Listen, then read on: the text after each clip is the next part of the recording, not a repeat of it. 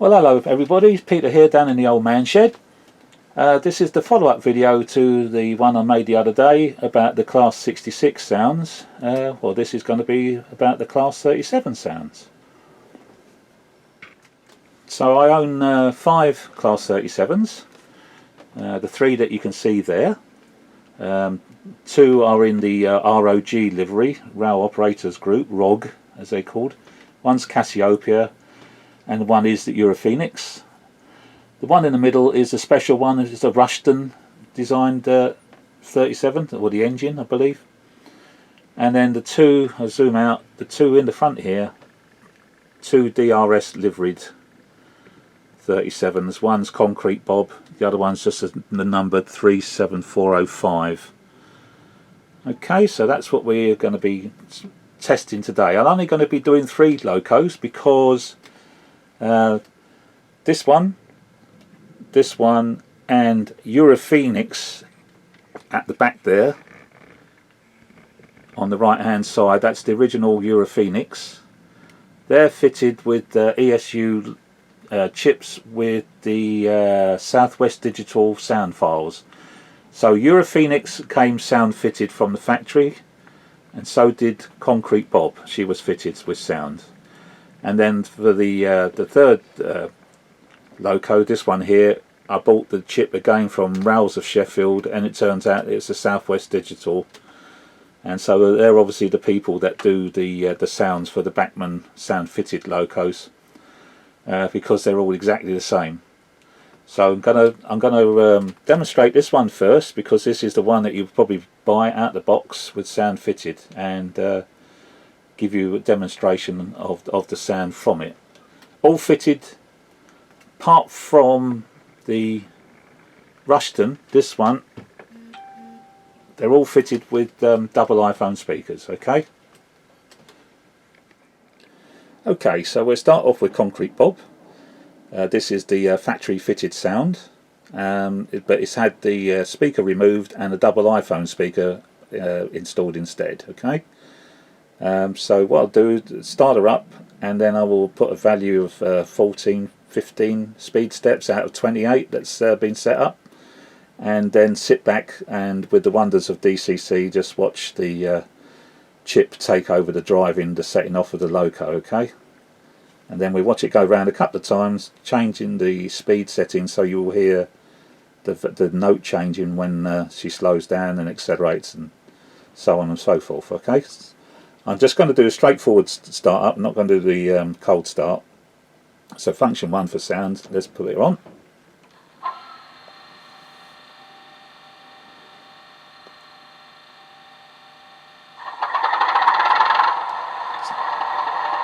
So as you know, if you press function 1 on and off a couple of times, you can delay the start up process as if it was a cold start. Okay.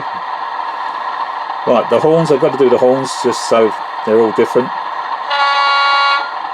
And then the rather pathetic second horn.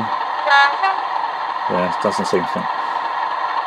Right, sorry guys, I'm hand holding the camera so I can pan, so that's probably why it's wobbling a little bit. I do apologise, I've got to try and film and control this at the same time.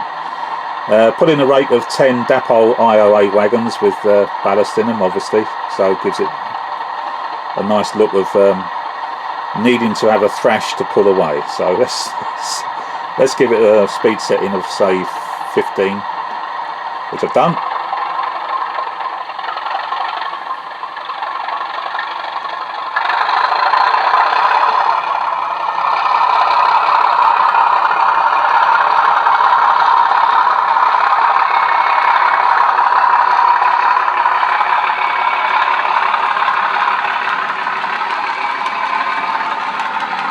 So that's it, so that's literally just putting 15, it's running on 15 on the controller.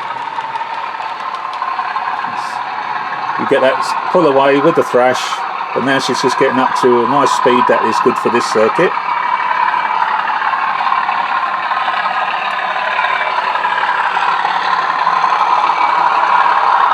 And without touching the throttle, that's what you're getting with the sound all the time. Okay. So now when she comes round, I will reduce the throttle a little bit.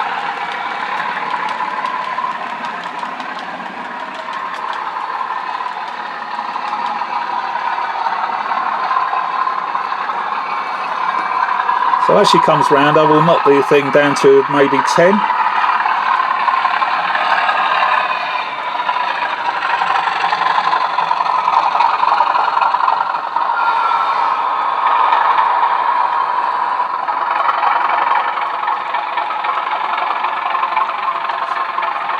See, so much greatly reduced sound. You actually heard the almost like sound as if it was cutting out. And even at the back there now, if I increase it, you should hear it. And there you go. Back on the throttle again. Take the throttle off and you hear the turbo whine.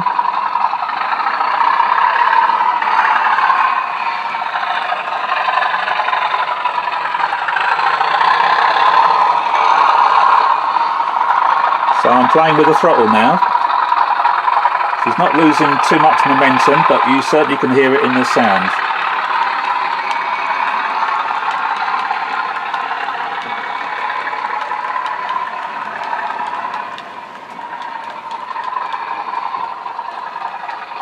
Slowing down.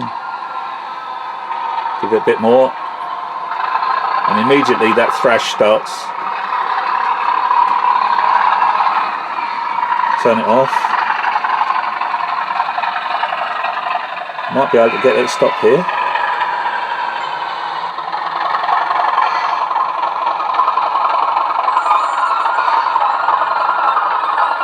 And the brake squeal at the end as well.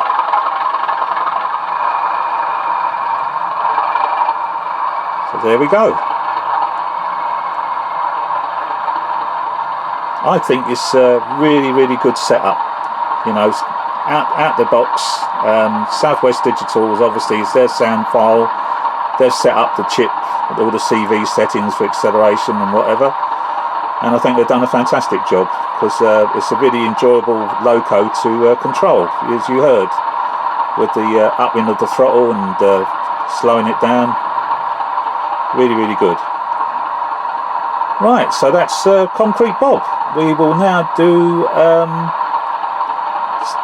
Next one will be the Lego Man's Biffos fitted to the RAL Operations Group Cassiopeia. But this one you've just seen, three of my locos do exactly the same, okay, because they've all fitted with this chip. So I'll turn this one off.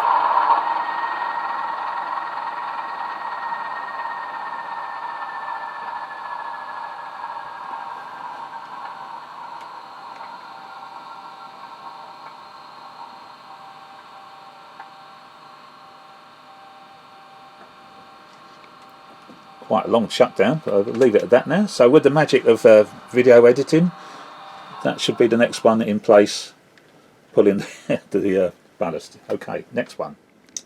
Okay, so 37800 Cassiopeia RAL Operations Group.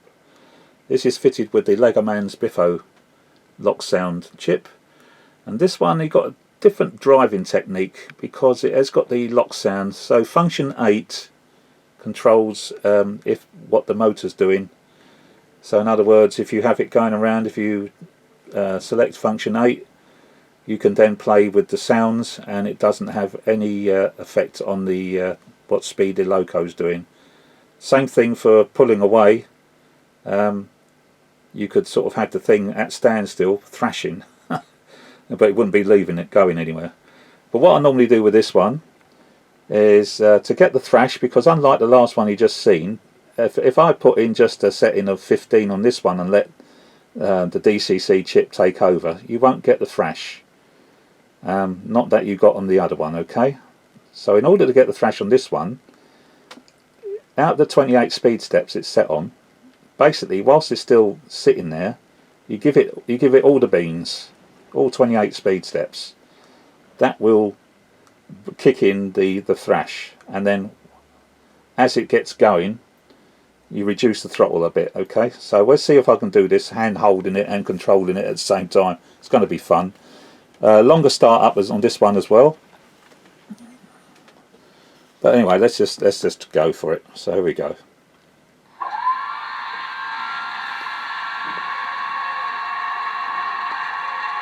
Again fitted with the double iPhone speaker.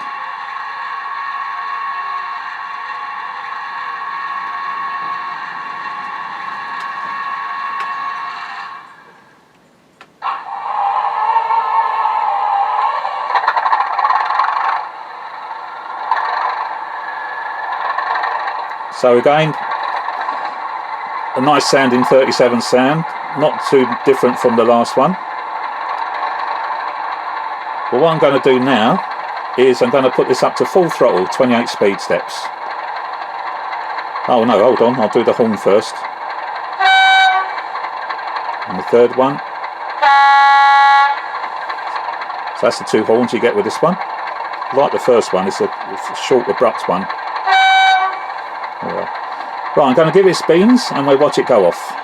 So I've got to give it 28, but of course I don't leave it on 28, otherwise it'll be running round too fast for the layout. So by the time she goes round to my entrance to the tunnel, I will knock it back to say maybe 20. You will hear that in the engine note, but let's go for it. 28.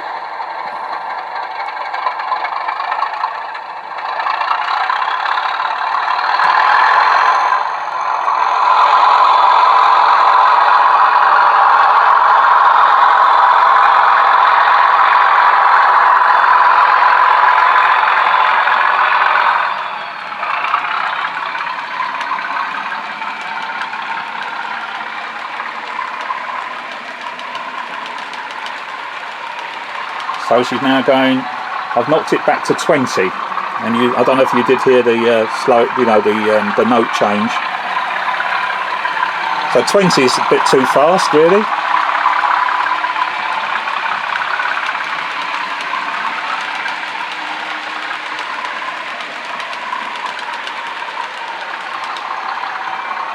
So I'll take it down a little bit more, and you should hear the note change.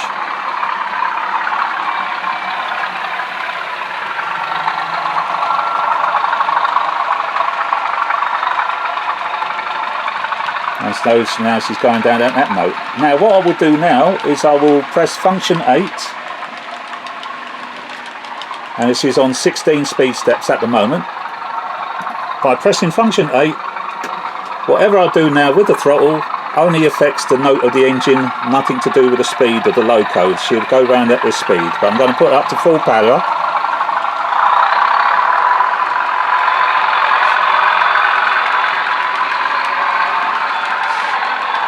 So she's got the thrashing again now, even though the loco itself is not going any faster. And when she comes round, I will knock the throttle back to nothing and you will hear the turbo whistle. There she comes, and turn the throttle off.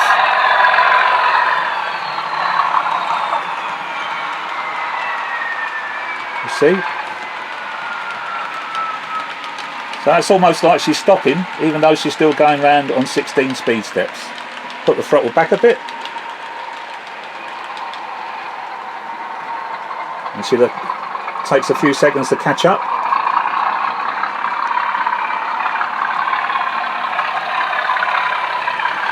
And that's how you have fun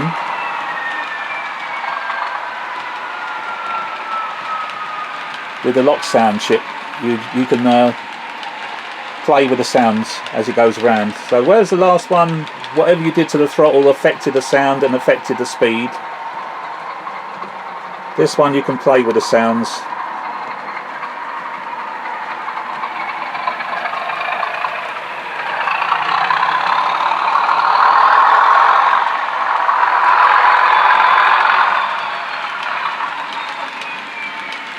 So you can always have that thrash and you can always have that whistle.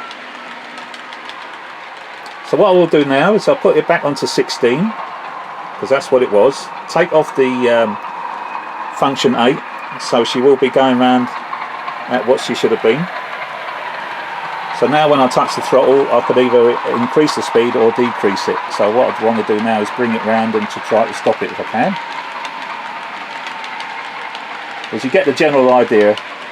So this one is more a driver's chip, you know, where you can have fun with the engine note. That's what Drive Lock is all about.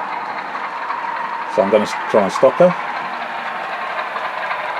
I haven't done a good job, so she's not going to stop where I want her to be.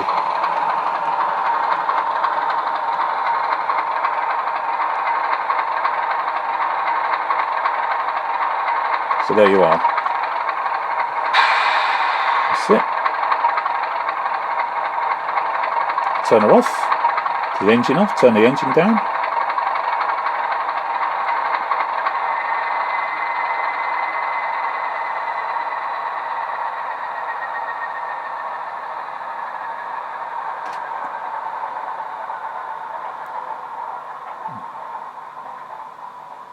And there you go, guys. Okay, so that's the Legoman Biffo Class 37. Alright. Next one you'll see will be the Rushton. Okay, so this is going to be the last one. 37906. Now, I don't know if you notice anything about the top of this. See the exhaust? There's only one. Whereas the exhausts on the other 37s, there's two. Alright, so on the other 37s, there's two. Well, why is that? Well, because this one was fitted with the Rushton engine. Back in the 80s, what they did with a Class 37, they took 6 Class 37s and they used them as a test bed for 2 new engines that were going to be earmarked for what they was going to call at the time the Class 38. And that's the Rushton engine and the Merleys engine. Both sounding totally different. So if you really want to be prototypical, you would need to get the Merleys sound chip for another loco. But for this particular numbered loco, which is preserved, it was fitted with the Rushton engine. So this is the Legoman Biffo sound file for the Rushton engine, and this time fitted with a Mega Bass speaker. Alright, to me, I did try the double iPhone in there, but there was something about the sound of this that it didn't suit the double iPhone. It needed a little bit, tiny bit more bass that the Mega Bass speaker gives. So yeah, it just shows you it does pay off getting on to Richard at Roads and Rails and experiment with a couple of different type speakers. But I don't go to the bother of fitting the real big speakers, you know, because that would involve you know, badly changing the loco. Right, I mean, this thing fits just with a modification in the roof, okay, which I'll talk about afterwards. But yeah, so the Rushton engine, let's give it a go. And again, this is fitted with the Locksound 8 function again, so I can play things with the speed setting as it goes around. Oh, well, just a thing, these were called slugs. They got the nickname slugs. And I thought to myself, well, that's not very kind to call them a slug. They're not slow. Well, no, they're not slow. They're still just as powerful. But what it refers to is the fact that they were rather slow in delivering the power. It had plenty of power. It's just that it wasn't very quick at delivering it. So the people, the operators at the time, you know, all the engineers and whatever, gave it the nickname the Slug. But she's totally different to everything else. Hence the different sound file. So let's start her up.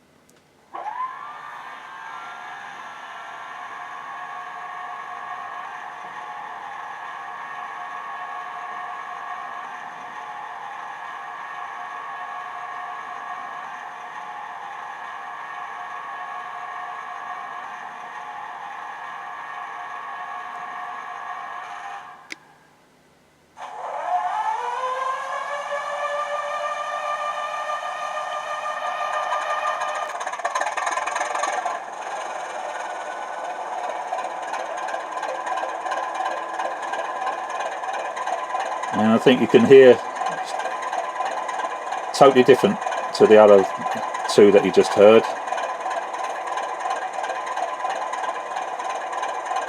And with this one, as I say, you don't really get a thrash. I will try to see if I can, but unlike the other one where you really do get that roar, this one lives up to its name of being called a slug. And yes, you can hear a sound increase when I do it, but it's not as deafening as the other two.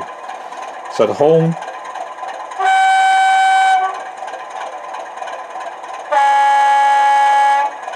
there we go. So it's on speed step 28 again. So I'll give it its beans and see what we get. So she's on full throttle.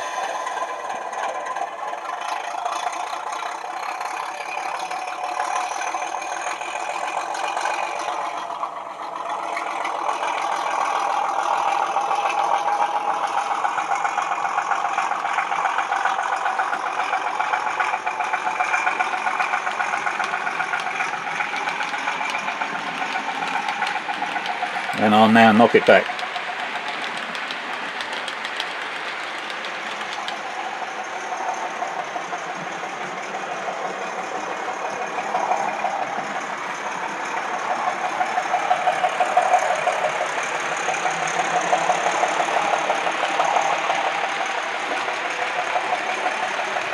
So totally different, isn't it, guys? Alright?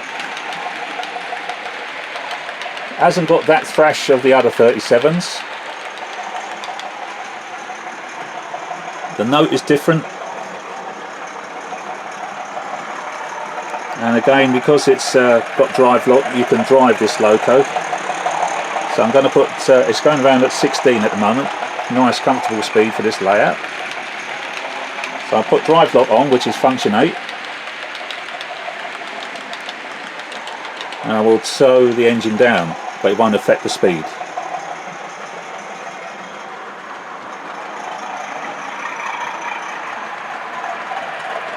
This has almost gone back to tick over. Speed it up a little bit.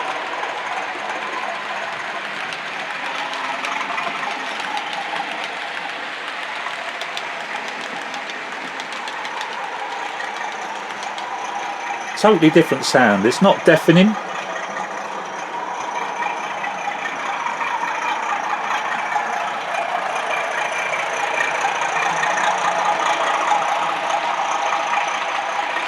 A guy who watched one of my previous videos where I did the sounds on the Class 37s, you know, my 37s, it was him who got me, that made me research this particular loco, because I got the body as a, from Derails. I think they were selling off bodies that they weren't using for their repaints, and I thought, oh yeah, a nice big logoed, you know, British Rail logoed Class 37, and I thought nothing of it other than just fit the normal sound file in there and all the rest of it, and then made a video. And then this guy posted in a comment, he said, very nice, but are you going to get the right chip for it? And I thought, well, what's he on about? And that's when I looked into the Merleys engines and the Rushton engines. So this, she is the Rushton. There is a Merleys one, but that's a different number. Looks exactly the same, but obviously I would have to get the same body shell and try and get it renumbered in order to put a Merleys chip in a chassis, which I've yet to do if I bother to do it. But at the moment I'm happy with this one.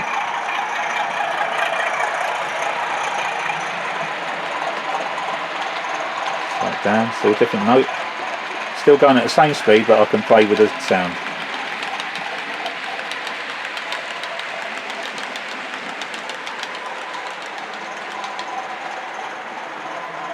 Yeah, I did wonder why it only had the one exhaust. I never thought of it, you see. I got the body and I thought, oh yeah, they obviously redesigned it, only needed one exhaust. No, not only redesigned it, put a different engine in.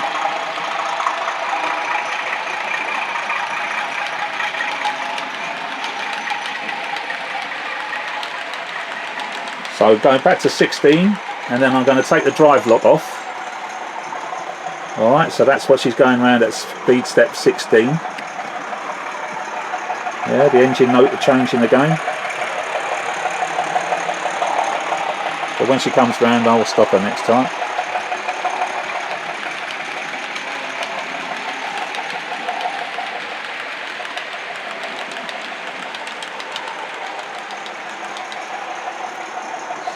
So I think start stopping her now and see if I can bring it down.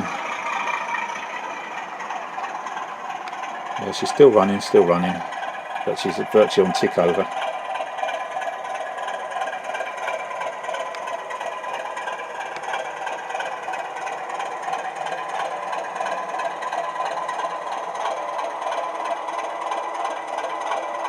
Yeah, basically no change in the engine because she was on tick over, even though she's come to a halt.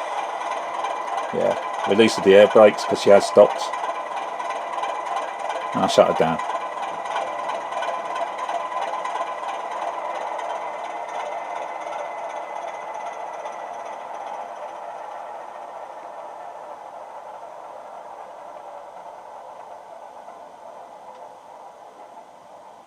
So that's it, guys. You've heard all three of the Class 37s, the sounds that I got fitted into my 5 Class 37s with 3 different sound chips.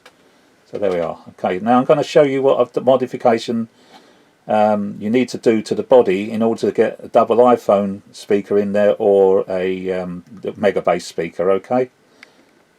Okay, catch you in a minute. Right, okay people, so we're back. Right, 2 bodies here. So I'm going to use the Rushton just to show you. So this is a bog standard body that I got from Derails again as a spare. It's the same number as the one I've already got on the loco, on the layout. So if I get that renumbered, then I'll have another DRS. But this is an untouched body shell. All right, this is what you would get when you get your Bachmann. Wasn't sand fitted, but the bracket that holds the speaker is in place. That's what's holding the fan in the rooftop. All right, so let's have a look. Turn it over. So here we are. Here's the bracket. Yeah, that little red spigot there. That's the underside of the fan, which does revolve, believe it or not, but still. Here's the speaker that will be fitted in there. It's better. It looks like the Hornby TTS one, but it's got a texture to the membrane on it. It's a slightly better material, and it's rated at 4 ohms. It's on the back there. So that would be in there. Yeah. But let me drop it out again. If you notice something, all right, you see the holes that's in that bracket. Yeah. I'm going to put my finger on the holes. Turn the body shell over. And there's the fan. So my finger's there, and the fan where supposedly the sound is supposed to come out from. I mean, the sound comes out from the body anyway, guys. I mean, let's face it. But the holes are there where my finger is, but the outlet is there. Okay, so there we are. See, I didn't move your finger.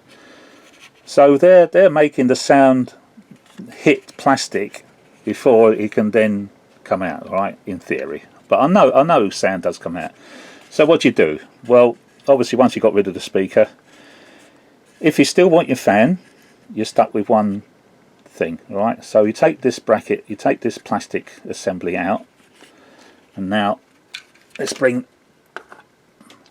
this little baby in, because she's had the modification done, and you'll see what was done to it. And then because this body has been off so many times, it just lifts off. Right. Fan's in place. You can see through it, can't you? Because when you turn it round, you see what I did? I stuck the fan to a bent wire, and then the wire itself is stuck to the inside of the roof.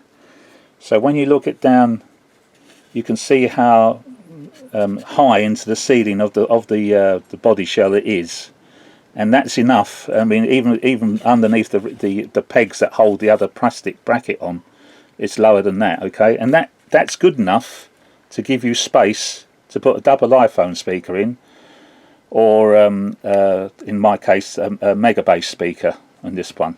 All right. So that's the modification you make. So you can see, yeah, the fan is there, and because I've done it that way, it just means there's no glue. The fan is actually smaller than the grill, so you would end up with a bit of glue, no doubt, getting onto the grill, which you know, would have upset me, so I didn't elect to do it that way. So when you see the original one, you can see it's lower. So, but you know, hey ho, that's one of the things you got to do, guys. I'm sorry, you know, it's what you got to do. So I'm happy with that. But let's have a look at the body itself then, because so there she is. So there's a little mega bass speaker, fits in the little recess that's underneath there, absolutely perfectly. And that space is enough with the modification to clear. And the other thing is, if you notice, bring the body shell back, where the top of the speaker is coming straight out through the fan. All right, because when she goes back on there, it's lit just slightly underneath it, but off to one side. But so you can imagine. But this is the one of the rare times when I've not put the double iPhone speaker in, which is my, you know, I absolutely love these things. But I don't know, this particular sound file, the Rushton, didn't sound good with a double iPhone. There was just something. It needed this, whereas this little thing is a little bit bassy. It's rated at 4 ohms, so it fits in there lovely. Richard at Rhodes and Rails, needs to say. So that was only for this particular sound chip, that I went for that speaker. Otherwise, all the rest of them. And as I say, put the if you're going to use a double, keep where the sound comes out, keep it going into the body. All right. So if that was sitting on top of there, it'd be that way round. because when you come to put the body back on, you've got plastic everywhere. So you've got you know, so the sound would be hitting the plastic of the superstructure here, be hitting the plastic of the inside of the body, and you know, your sound will literally be going straight into plastic. So not much better than what it was before. But if it's facing that way, you're using the whole of the body as a sound chamber. Okay, so there she are. So that's the body, what she looks like. That's the modification you got to do. So no, you know, I'm not gone to the bother of getting the bigger Megabass 2 speakers, because then you're looking at to chop up the fuel tanks and things like that. No, I don't want to do that. I've done, you know, that's the only modification I've done is to the roof fan. All right, so that's easy peasy. Well, there we are, people. So I think that covers everything. Yeah, so the double iPhone speaker, the Megabass speaker, how you fit it inside a Class 37, because you can't fit, neither of these two will fit unless you get rid of that chamber with its speaker attached. It takes up a lot of room. You can see how where it is, it's flat. You can see how much space is taken up into the coming down from the roof level, whereas on my one it's there we are, side by side. You can see that you've got all that space, so that allows you to put the speakers in place. All right, makes a difference. So that's my, you know, my choice. Easy to do.